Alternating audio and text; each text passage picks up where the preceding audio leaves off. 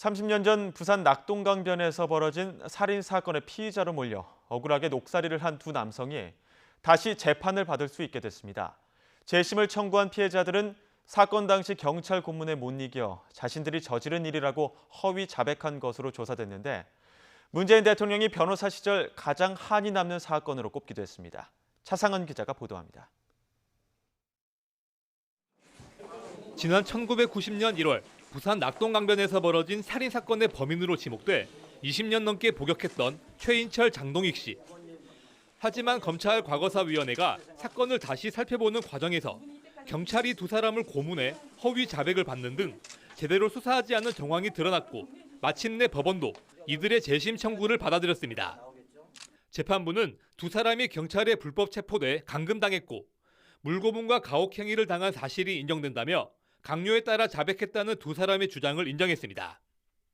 재판부는 재심을 청구한 두 사람과 가족들에게 사법부의 일원으로서 기다림의 세월에 뒤늦게 응답한 점을 고개 숙여 사과하고 사건의 의미를 가슴에 새기겠다고 밝혔습니다.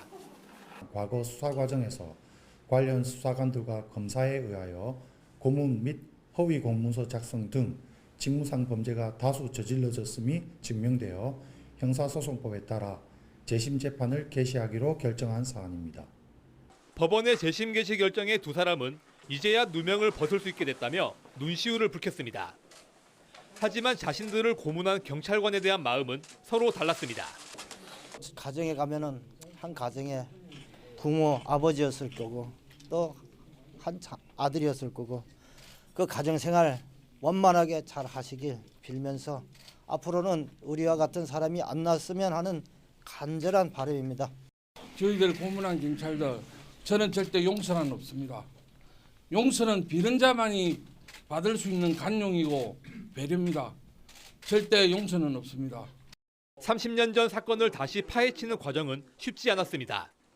경찰관의 고문이 있었다는 다른 피해자들의 증언과 함께 억울하게 옥살이하는 아들을 구하기 위한 어머니의 자료 수집이 재판에 큰 힘이 됐습니다. 이게 하늘이 우리를 도왔다고 생각해요. 과거사 진상조사 과정에서 창고에 있던 폐기되지 않은 기록을 발견했던 겁니다.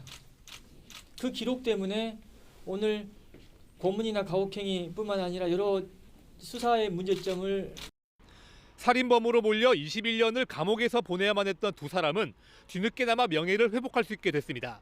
YTN 차상은입니다.